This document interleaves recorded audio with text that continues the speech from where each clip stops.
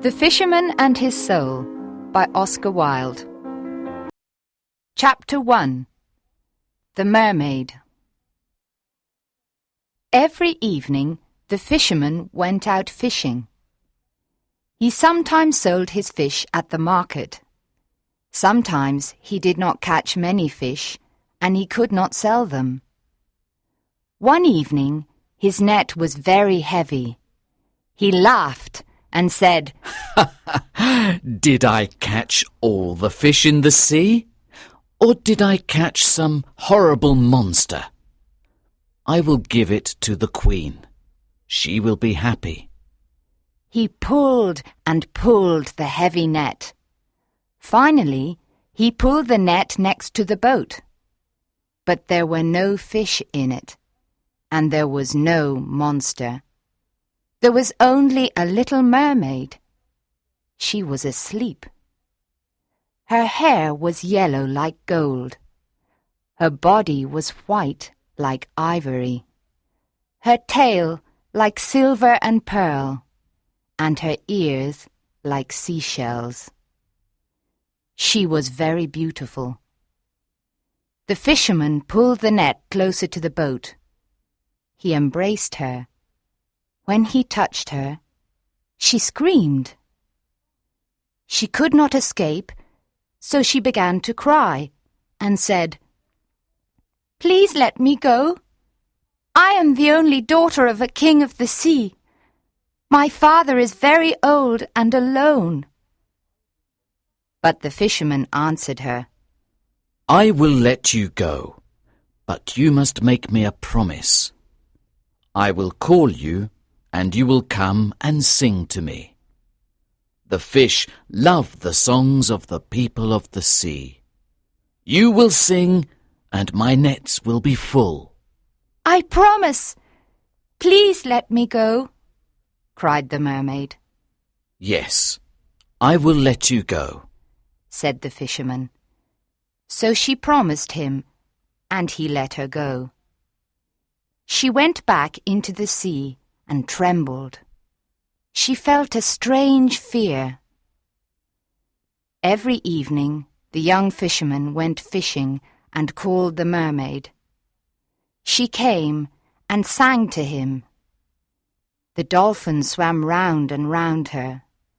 The seagulls were in the sky above her head. She sang a marvelous song of the Tritons, the men with long green beards. She sang of the gardens of the sea with their corals.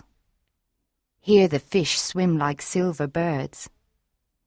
She sang of the big whales from the cold North Seas, and of the dead sailors in their ships at the bottom of the sea. She sang of the little children. They ride on the backs of the dolphins and laugh.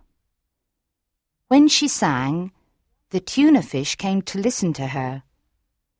The young fisherman then caught many of them.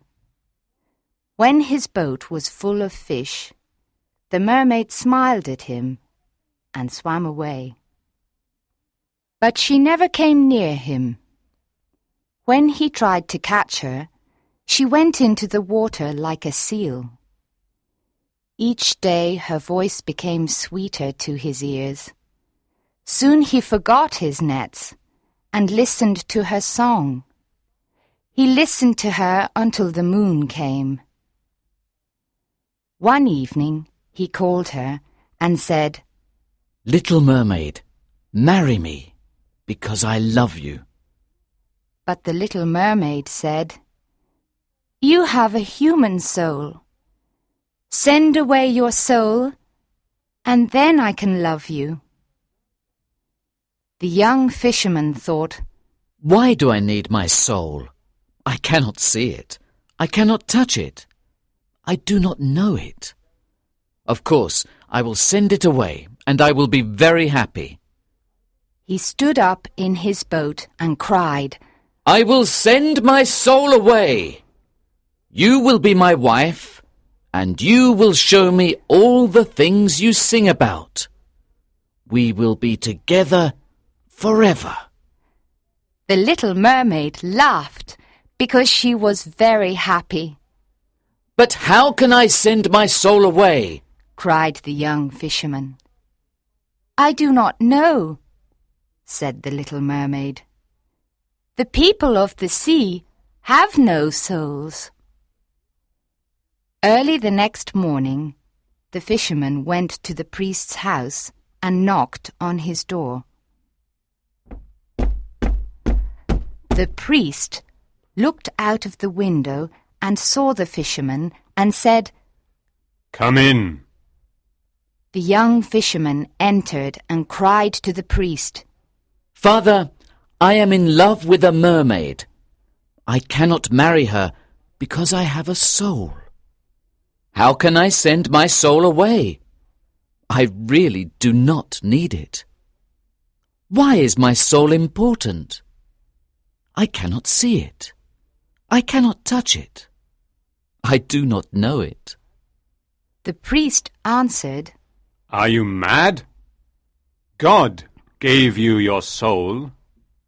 It is very precious. It is as precious as all the gold in the world. So, my son, do not think about this any more. It is the worst sin. The people of the sea are lost creatures. They are like the beasts of the field.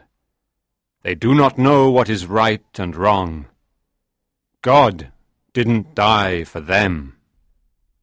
The young fisherman began to cry and said, "Father, the fawns live in the forest and are happy.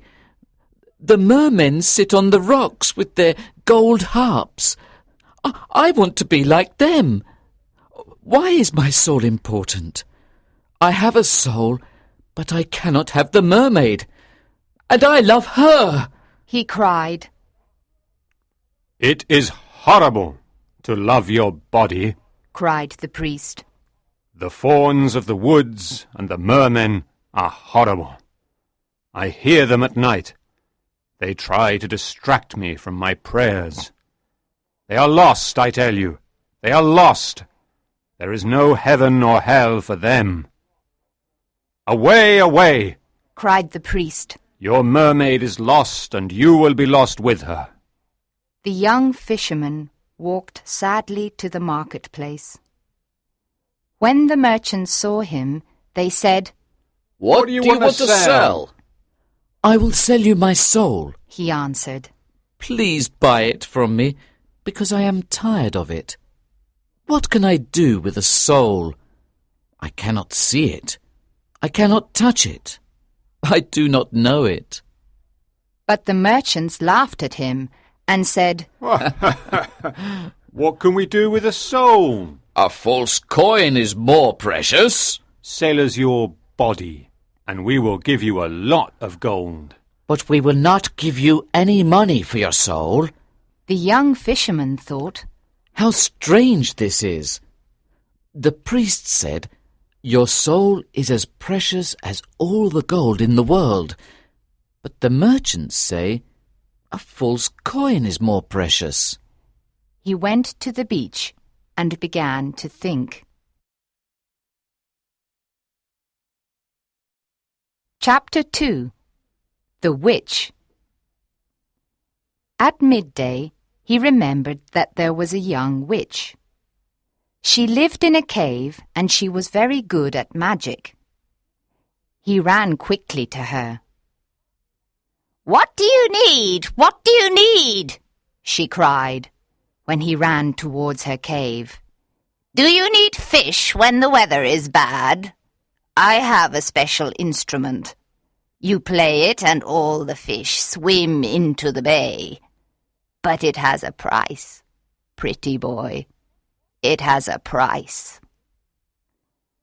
"What do you need? What do you need? A storm to destroy the ships. Do you want the gold on the ships? I can help you. I have more storms than the wind. My master is stronger than the wind, but I have a price, pretty boy. I have a price." I do not want very much, said the young fisherman. but the priest is very angry with me, and the merchants laugh at me. So I came to you, and I will pay you any price. What do you want? Asked the witch. I want to send my soul away from me, answered the young fisherman. The witch's face became white. Pretty boy, she said. That is a terrible thing to do.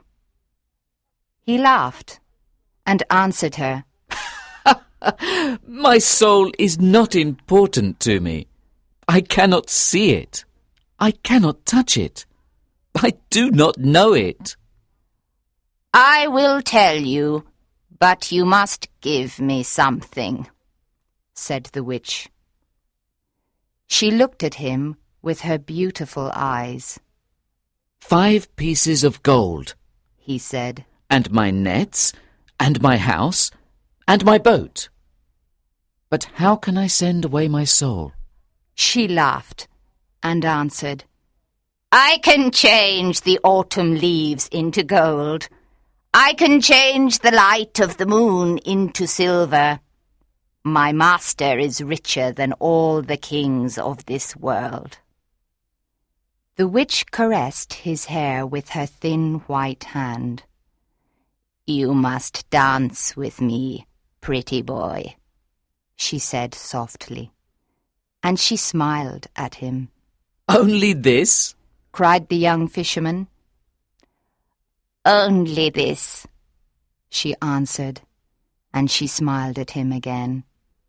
Then we will dance together in a secret place at sunset, he said. And you will tell me everything. Then I can send away my soul. When the moon is full, when the moon is full, she said softly. Then she looked around and listened. 3 birds sang. There was no other sound. There was only the sound of the waves. So she pulled him next to her. She put her dry lips close to his ear. Tonight you must come to the top of the mountain, she whispered. It is a special night, and he will be there. Who is he? He asked. It is not important, she answered. Go tonight and stand under the tree, and wait for me. You will see a dog, and you must hit it with a stick. The dog will run away. Remember, do not speak to the owl. I will come with the full moon, and we will dance together. How can I send my soul away?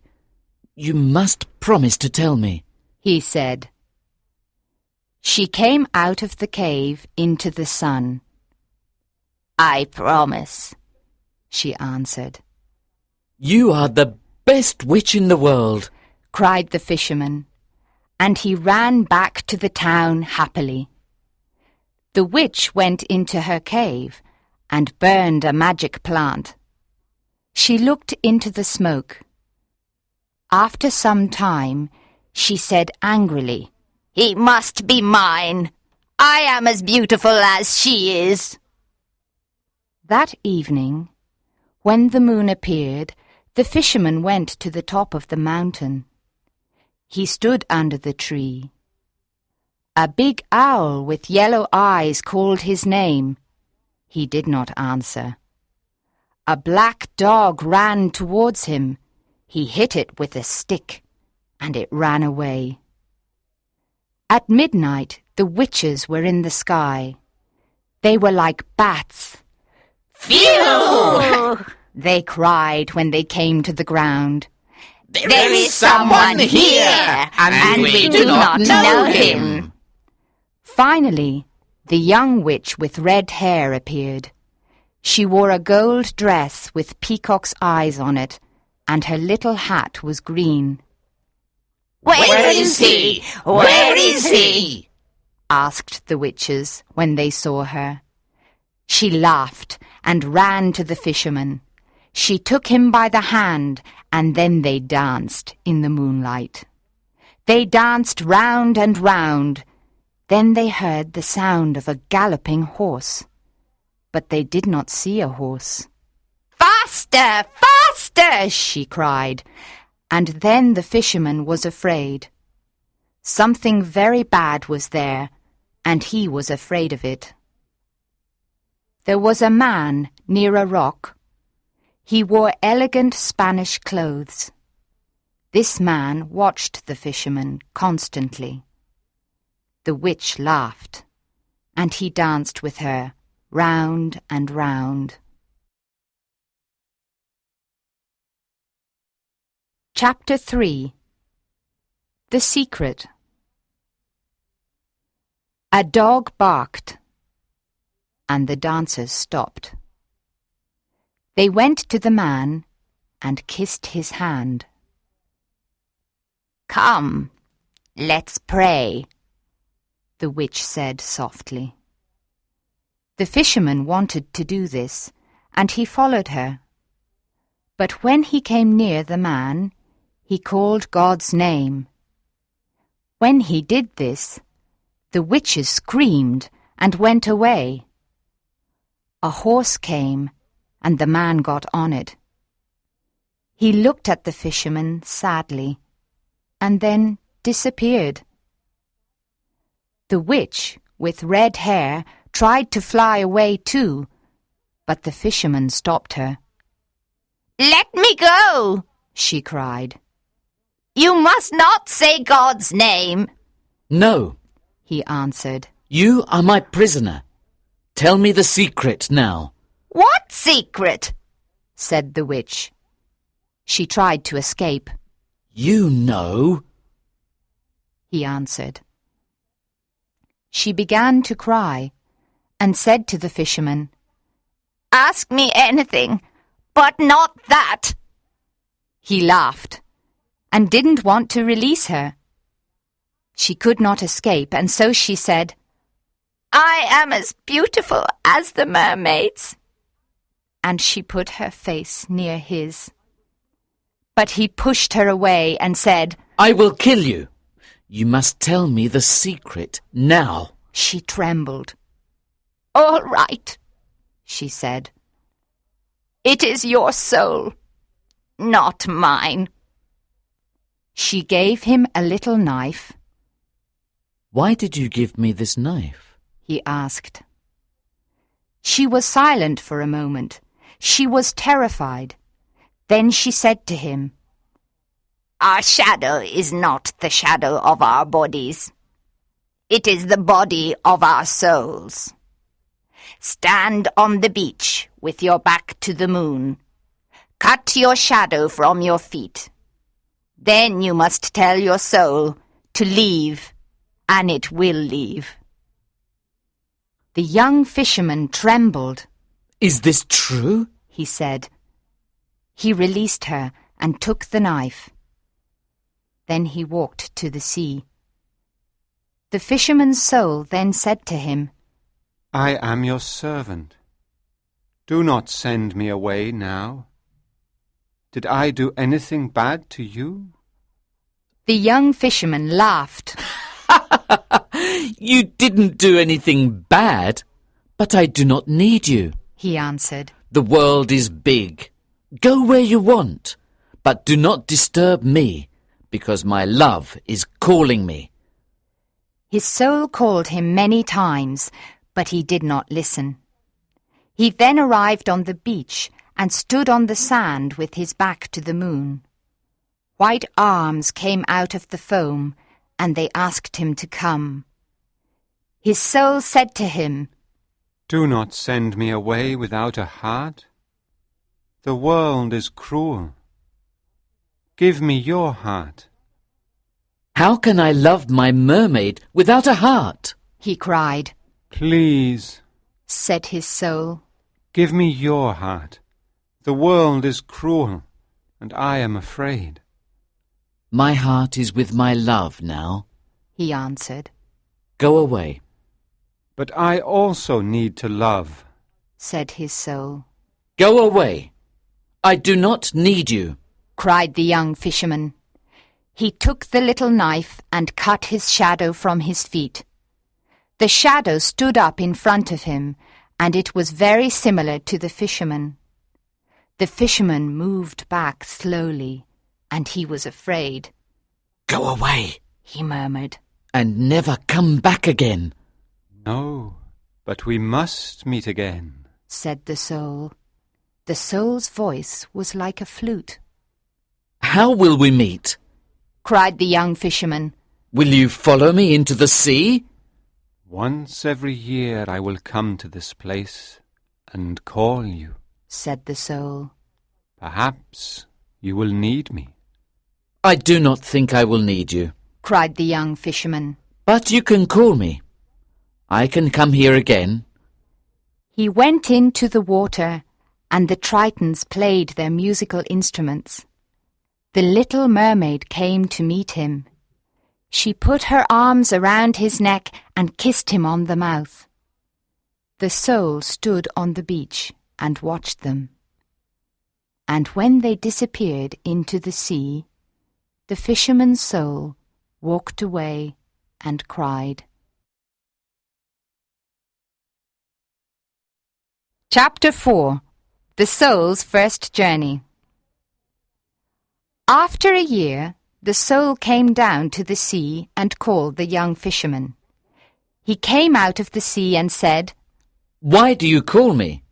The soul answered, Come nearer.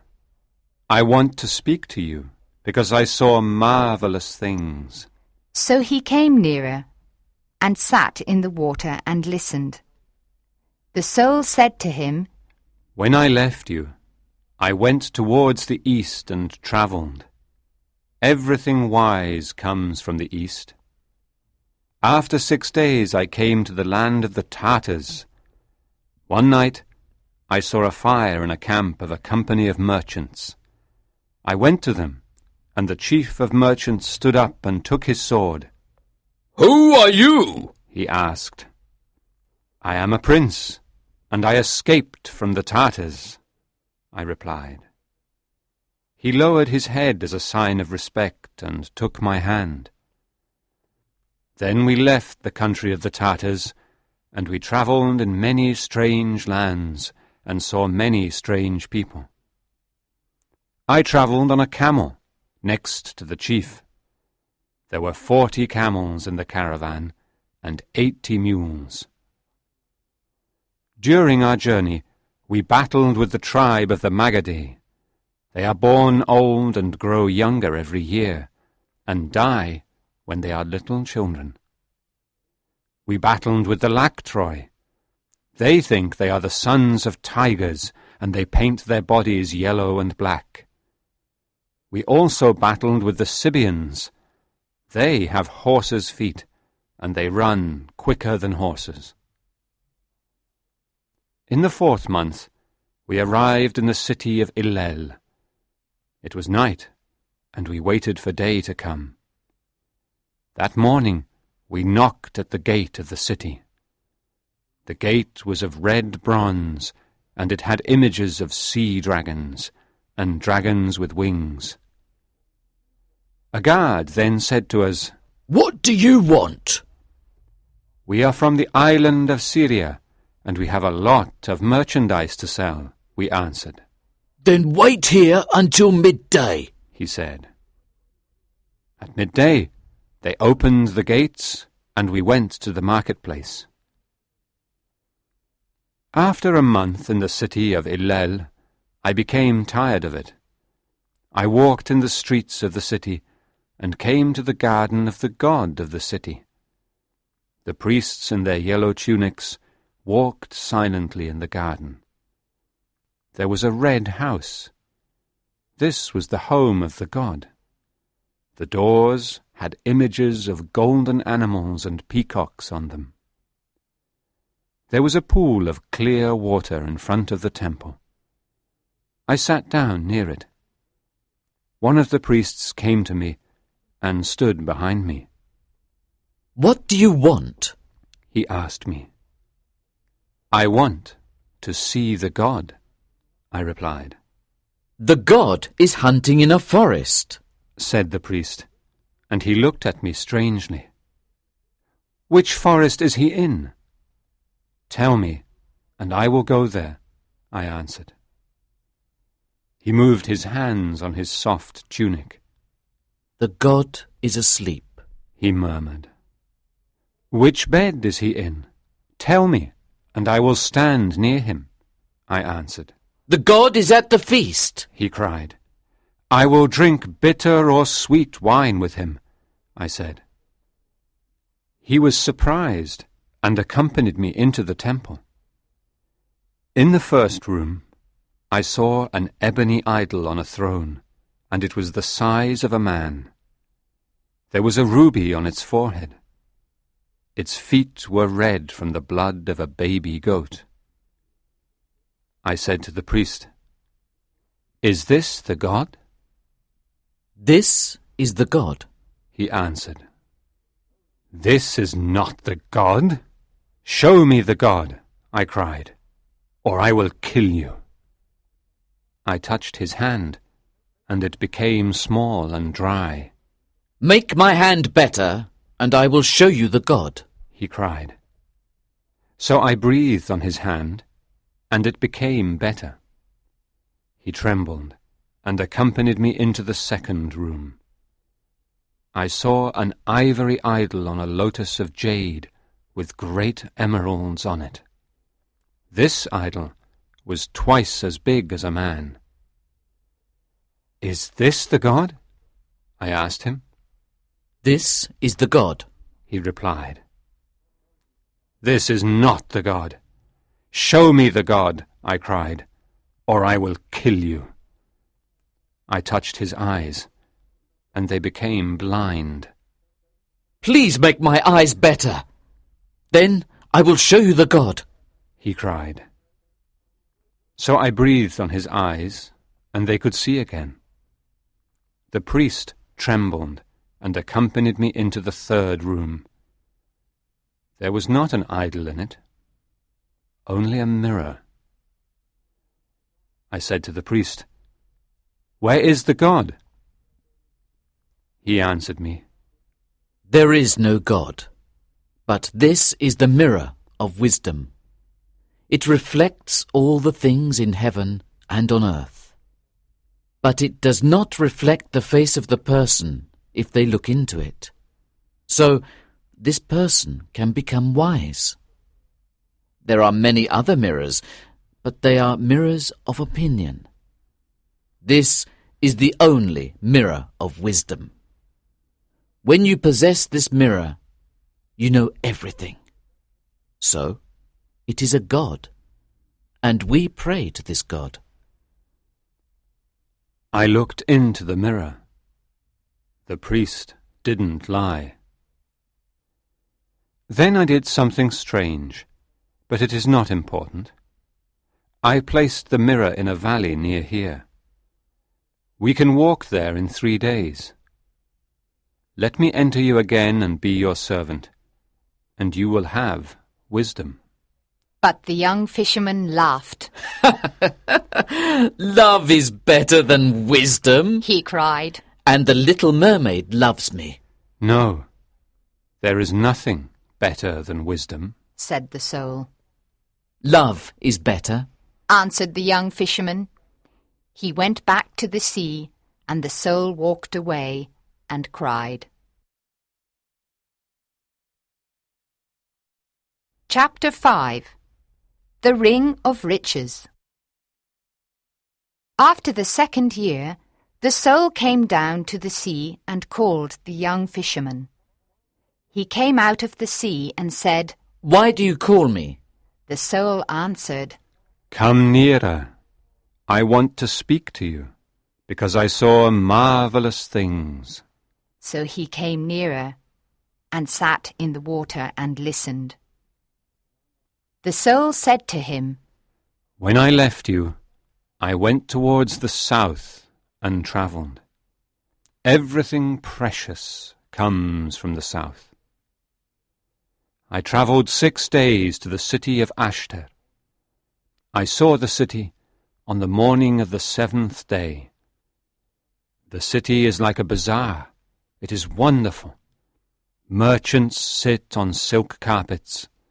Some of them sell strange perfumes from the islands of the Indian Sea and the oil of red roses. Other merchants sell fantastic jewellery with tiger claws in gold and leopard claws in gold also. The people sell all kinds of fruit: purple figs, yellow melons, white grapes, red gold oranges, and oval lemons of green gold. I saw an elephant. It stopped and began eating the oranges, and the people laughed. You cannot imagine how strange these people are. When they are happy, they buy a bird in a cage. Then they release the bird because they want to be happier. When they are sad, they hit their bodies with thorns because they want to be sadder. On the feast of the new moon, the emperor came out of his palace and went into the mosque to pray. The people covered their faces, but I showed him no form of respect. That night, the guards of the emperor came for me. They accompanied me into the palace. We walked across a great court, and then we entered a beautiful garden. At the end of the garden, there was a pavilion. Then the captain of the guard told me to enter. The young emperor was there, on a bed of lion skins, and he held a falcon. A Nubian stood behind him. A large scimitar of steel was on a table next to the bed. When the emperor saw me, he was worried, and said to me, "What is your name? Don't you know that I am emperor of this city?" I did not answer him. He indicated the scimitar, and the Nubian took it and hit me with great violence. It did not hurt me. The Nubian was terrified and went away. The emperor tried to kill me with a lance, but he didn't hurt me. He tried to kill me with an arrow, but I stopped it in the air. Then the emperor said to me, "Why can't I hurt you? Are you a prophet, or the son of a prophet? Please leave my city tonight. You are here now, and I am not its lord." I answered him, "Give me half of your treasure, then I will go away." So he took my hand and accompanied me to a large room. He touched one of the walls and it opened. Then we walked down a corridor. He said a magic word, and a granite door opened. The emperor covered his eyes with his hands to protect them from the light of the jewels there. It was really marvellous inside. There were huge tortoise shells full of pearls and many other wonderful jewels. Then the emperor said to me, "This is my house of treasure, and half of it is yours.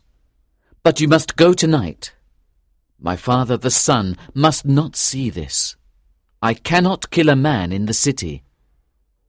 I answered him, "The gold and all the precious jewels are yours. I only want your little ring." The emperor frowned. "It is only a ring of lead," he cried, "and it has no value. Take your half of the treasure and go away from my city." "No," I answered. "I know that it is really the ring of riches." The emperor trembled and said, "Take all the treasure and go from my city. You can also have my half of the treasure." Then I did something strange, but it is not important. What is important is that I put the ring of riches in a cave. You can arrive there in one day. The owner of this ring is richer than all the kings of the world." But the young fisherman laughed. "Love is better than riches," he cried. "and the little mermaid loves me."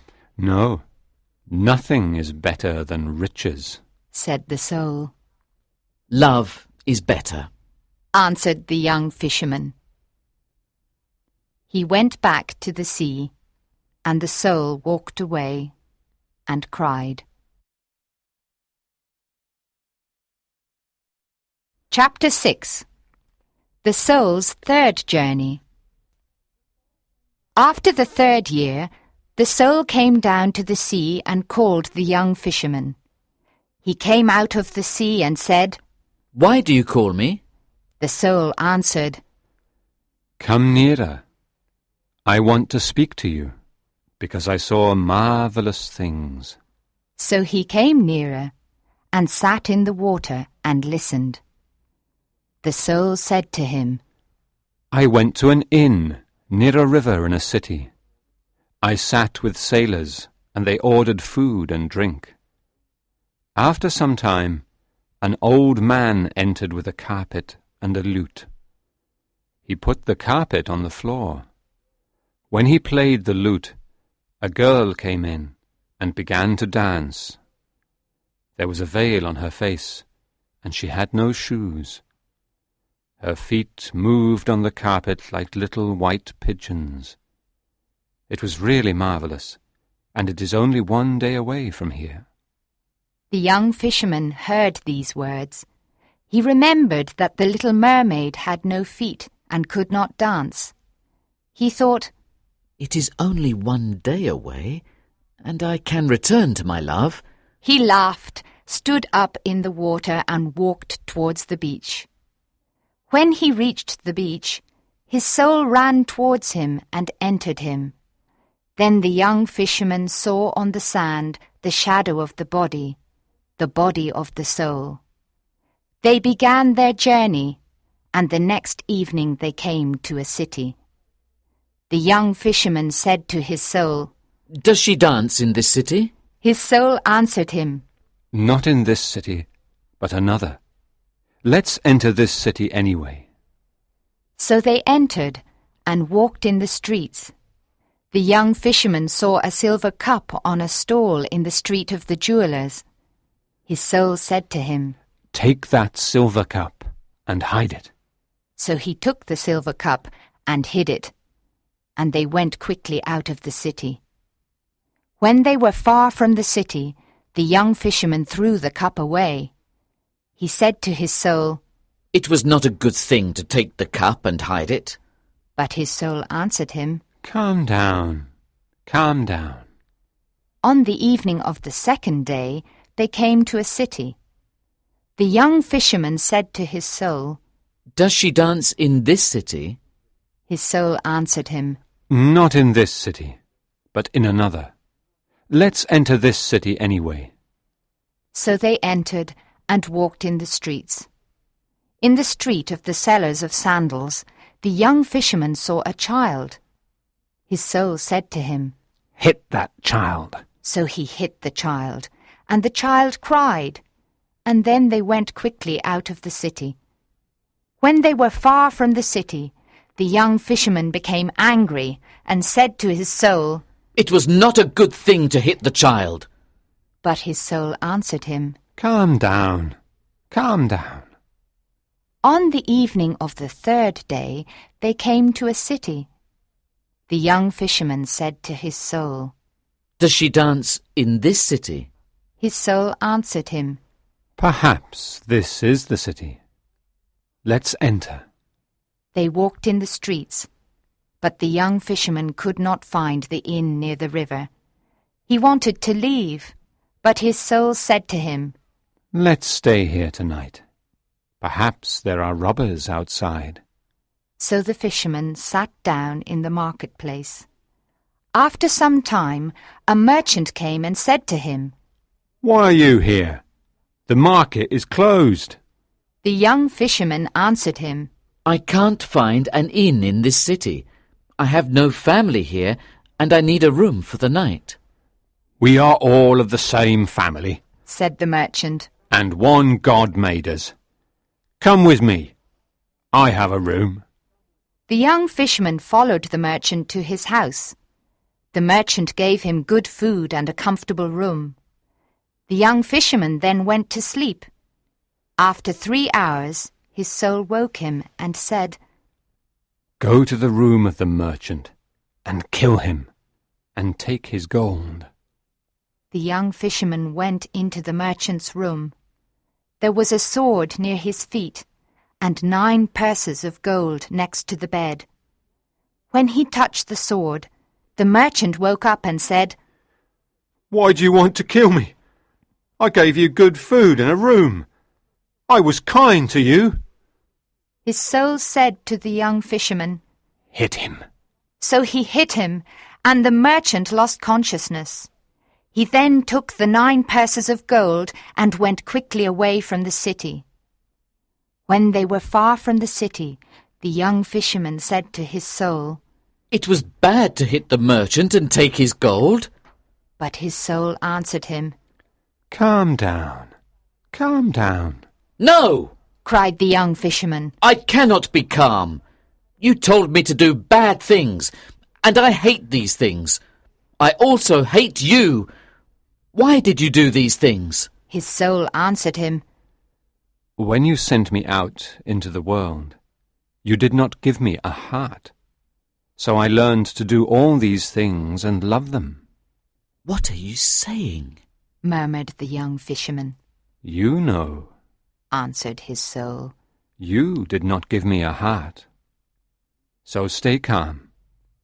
You will give other people all kinds of pain, and you will receive all kinds of pleasure." The young fisherman said to his soul, "No, you are bad, and I forgot about my love, and did many bad things because of you."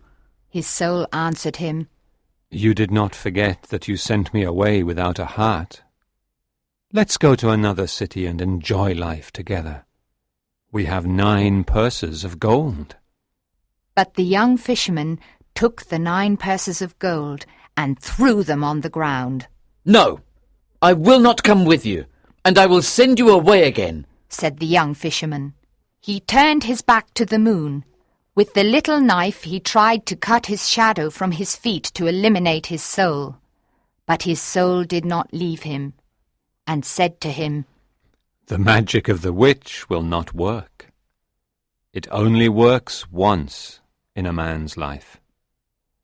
I will stay with you forever, and this is your punishment and your recompense." Now the young fisherman was desperate and cried because his soul was very bad. When it was day, the young fisherman said to his soul, "I will tie my hands together. Then I cannot do what you tell me to do. I will return to the bay because my love sings there. I will call her. I will tell her about the bad things I did and the bad things you did to me." When he arrived on the beach, he freed his hands and called the mermaid. But she did not come. His soul laughed at him and said, "Your love gives you little joy. Come with me to the valley of pleasure. That is better for you." The young fisherman did not answer his soul. He built a house by the bay and lived there for a year. Every morning he called the mermaid, and every midday he called her again, and at night he spoke her name. But she never came to see him, and he did not see her anywhere. His soul always asked him to do bad things, but the young fisherman never listened to him, because the power of his love was so great. Chapter 7. Love. After another year, the soul thought, "I tempted him with bad, and his love is stronger than I am. I will now tempt him with good, and perhaps he will come with me." So he spoke to the young fisherman and said, I told you about the joy of the world, and you did not listen to me. Now I will tell you about the pain in the world, and maybe you will listen. Pain is the lord of this world, and nobody can escape it. Some people do not have clothes, and other people do not have food, and others are ill. Come, let's go and help these people. Why do you wait here for your love? What is love? Why do you think it is so important? But the young fisherman did not answer. The power of his love was so great. Every morning he called the mermaid, and every midday he called her again, and at night he spoke her name. But she never came to see him, and he did not see her anywhere. After the second year, the soul said to the fisherman, I tempted you with bad, and I tempted you with good, and your love is stronger than I am. So I will not tempt you any more. But can I please enter your heart and be with you again?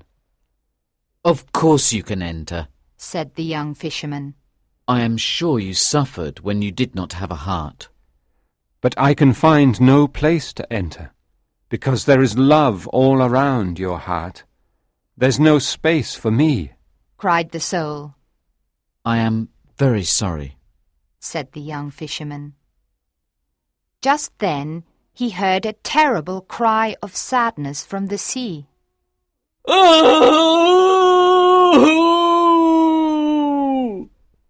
The young fisherman ran to the beach. The black waves came quickly to the beach. They carried something that was whiter than silver. There at his feet the young fisherman saw the dead body of the little mermaid. He sat down next to her, and he kissed her cold red mouth. He told the dead mermaid about his soul and all the bad things. He put her little hands around his neck, and he touched her neck with his fingers. His joy was bitter, and his pain was full of strange happiness. The black sea came nearer and nearer to them. Run away, said his soul. The sea is coming closer and closer. Go away, it will kill you. Run away to a safe place. But please do not send me into another world without a heart. But the young fisherman did not listen to his soul. He said to the little mermaid, Love is better than wisdom, and more precious than riches, and more beautiful than the feet of the daughters of men. I called you in the morning, but you did not come. The moon heard your name, but you did not listen to me. I was bad when I abandoned you, but your love was always with me, and it was always stronger than bad and good. And now that you are dead, I will die with you also. His soul implored him to leave, but his love was too great, and he did not listen to his soul. The sea came near and tried to cover him with its waves. When he knew that the end was near, the young fisherman kissed the cold lips of the mermaid, and his heart broke. It broke because it was so full of love. Then the soul finally entered his heart, and the sea covered the young fisherman with its waves.